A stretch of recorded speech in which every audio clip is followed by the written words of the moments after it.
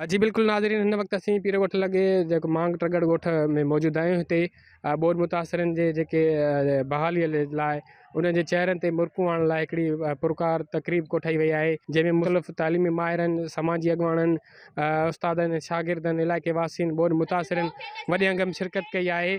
अचो त वधीक हिते जेके ॿोॾि मुतासिर जा जेके हिते शरीक थिया आहिनि उन्हनि सां ॻाल्हि ॿोल कंदासीं त उनजो छा चवणु आहे। हिते बारिशूं थियूं, फ्लड आयो त हर माण्हू परेशान हुयो। उन जे हवाले सां हिते स्पीचिस थियनि पई त असांजे मारूड़नि जा जेके कहिड़े हाल में जेका ज़िंदगी गुज़ारी। तमामु ज़बरदस्त प्रोग्राम आहे, अहिड़ा प्रोग्राम हुजणु खपनि। ऐं जेको आहे छो जो बारिशुनि खां पोइ ॿारनि जी तालीम बि पोइते पइजी वई। असां त पंहिंजे तरफ़ां कोशिशि कयूं बि आहिनि, कयूं बि पिया, जेतिरो वसादार थी सघे पियो हर माण्हू करे पियो।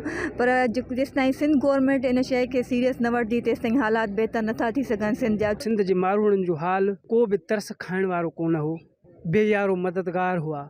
ऐं जेके कुझु दोस्त असांजा हमदर्द ऐं जेको इंसान जो दर्द रखंदड़ जेके माण्हू हुआ उन्हनि जो दर्द सम्झो ऐं पंहिंजी मदद पाण तहत उन्हनि कुझु कयो। नौजवाननि में शऊर आणण जी कोशिशि कयूं था। असां ही शागिर्द जेके गुलनि जहिड़ा ॿारड़ा गॾु कया आहिनि त असांजे इलाइक़े में हिकिड़ो मैसेज सुठो वञे। जेके मारूड़ा ॿोॾियुनि में बेहाल थी विया, जंहिंजा घर उजड़ी विया, जेके बुख में मरी विया, उहे अॼु असां उन्हनि खे सिंधी क़ौम खे जगाइण आया आहियूं त उन्हनि जी थोरी मदद कयो।